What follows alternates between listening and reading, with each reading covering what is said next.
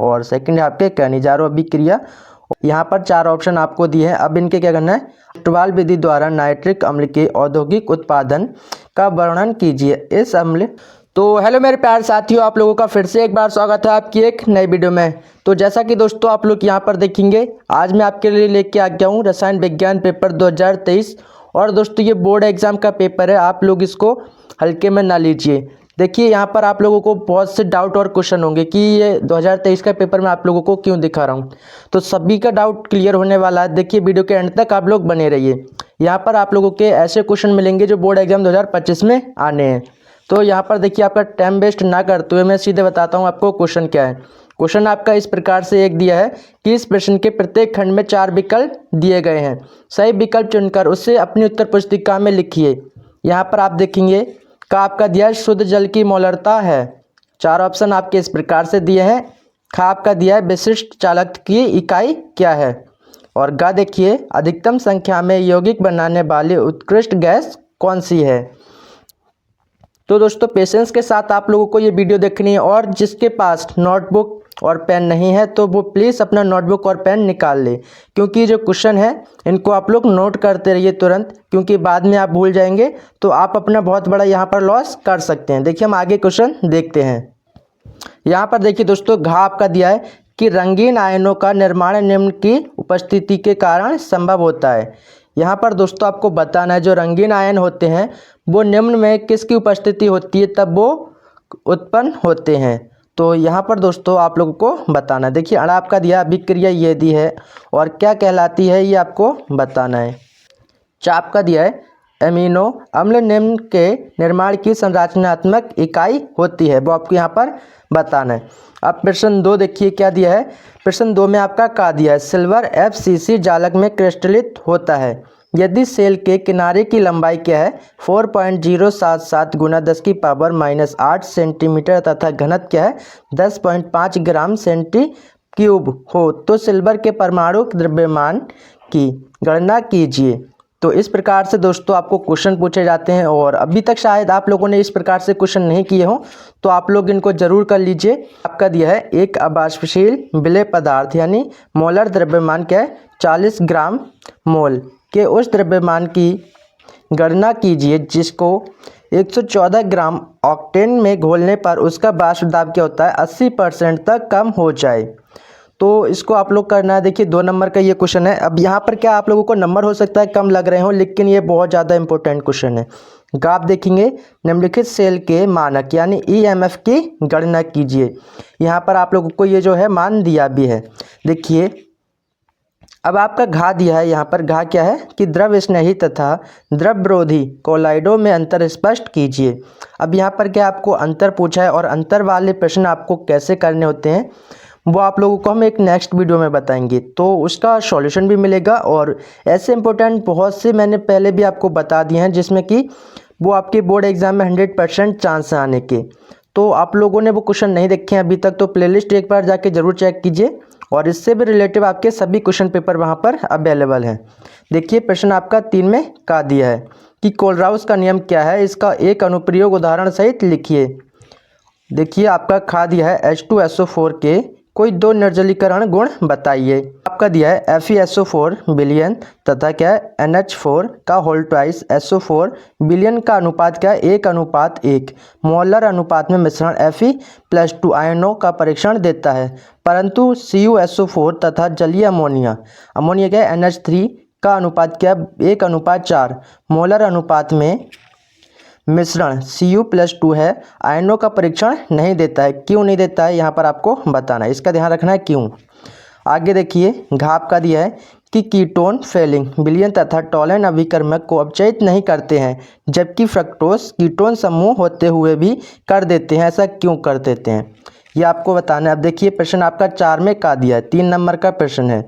निम्नलिखित में से प्रत्येक ठोस को आयनिक धात्विक व आणविक में वर्गीकृत कीजिए। यहाँ पर दिया P4 अमोनिया फास्फेट पीतल ट्रांसफास्फेरस और डेका ऑक्साइड, यहाँ पर ये आपको दिए भी हैं। तो आगे देखिए हम प्रश्न देख लेते हैं क्या प्रश्न आपको दिए हैं। अब दोस्तों यहाँ पर आप लोग क्या देखेंगे खाप का दिया कि कारण सहित समझाइए। इनमें क्या है, कारण सहित आपको समझाना है। फर्स्ट आपका दिया है फेरिक क्लोराइड FeCl3 से प्राप्त क्या FeHO4 का होल थ्राइस का कोलाइडी विलयन धन आवेशित होता है, क्यों होता है, कारण सहित आपको बताना है। सेकंड आपका दिया है जल के शोधन में फिटकरी का प्रयोग करते हैं, क्यों करते हैं। और आपका क्या थर्ड दिया है नदियाँ समुद्र में मिलते समय डेल्टा का निर्माण क्यों होता है। जब नदी और समुद्र में जब मिलते हैं तो वहाँ पर क्या होता है, डेल्टा का निर्माण होता है, क्यों होता है वो आप लोगों को बताना है। 3 नंबर का ये पूरा प्रश्न है, यहाँ पर एक एक नंबर की ये प्रश्न दिए हैं। देखिए आपका गा दिया है, गा में भी इसी प्रकार से 3 ऑप्शन दिए हैं। संक्रमण धातुओं की परमाणु त्रिज्याएं किसी श्रेणी में किसी प्रकार से परिवर्तित होती हैं और क्यों होती हैं वो आपको बताना है। सेकंड आपका दिया कि संक्रमण धातुओं के आयनन प्रायः अनुचुंबकीय होते हैं, क्यों होते हैं। और थर्ड है आपका कि संक्रमण तत्व विभिन्न ऑक्सीकरण अवस्थाएं प्रदर्शित करते हैं, क्यों करते हैं वो भी आपको बताना है।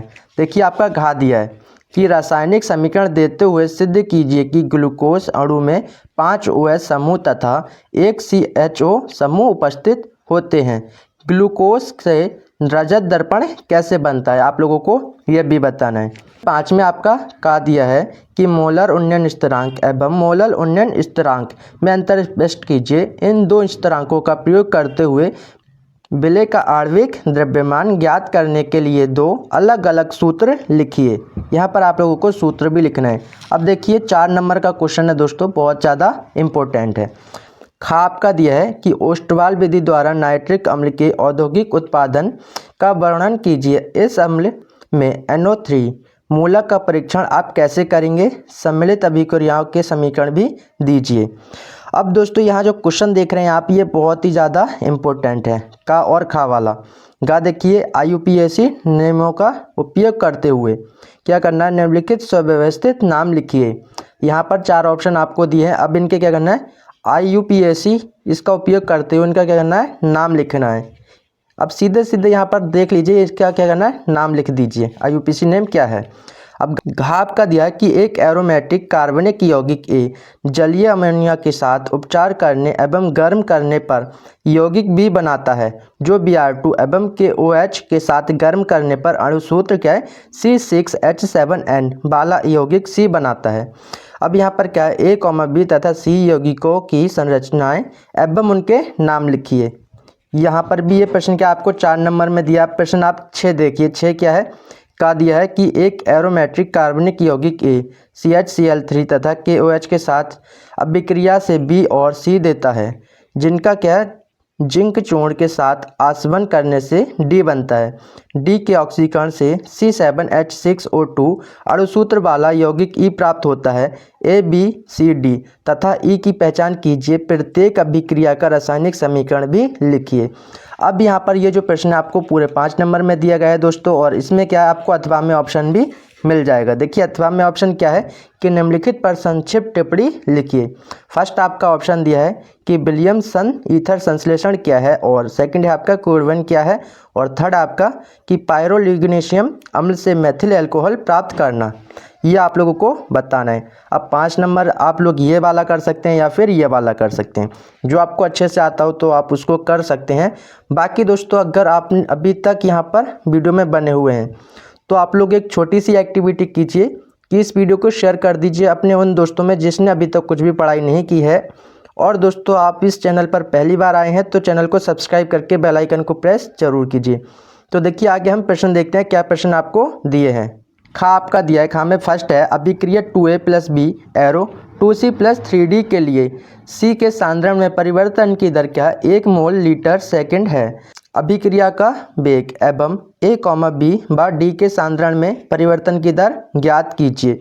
सेकंड आपका दिया है देखिए कि अभिक्रिया क्या है 2A एरो उत्पाद में A की सांद्रता क्या है 10 मिनट में 0.5 मोल लीटर इनवर्स से घट करके हो जाती है 0.4 मोल लीटर इनवर्स हो जाती है। इस समय अंतराल में अभिक्रिया का वेग ज्ञात कीजिए।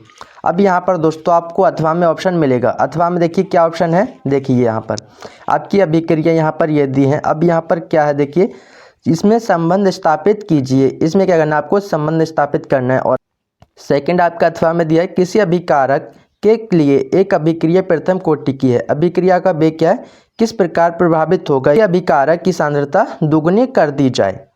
अब प्रश्न 7 देखिए, 7 क्या है कि क्या होता है जब केवल क्या करनी है, रासायनिक समीकरण लिखनी है।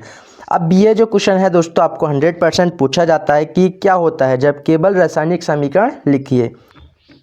फर्स्ट आपका दिया है कि एन ब्यूटिल क्लोराइड को एल्कोहली KOH के साथ अभिकृत किया जाता है, और सेकंड आपका दिया है शुष्क ईथर की उपस्थिति में ब्रोमोबेंजीन की मैग्नीशियम से अभिक्रिया होती है, और थर्ड आपका दिया है कि एथिल क्लोराइड जलीय KOH के साथ अभिक्रिया करती है, और फोर्थ आपका दिया है कि शुष्क ईथर की उपस्थिति में मेथिल ब्रोमाइड की अभिक्रिया सोडियम से होती है।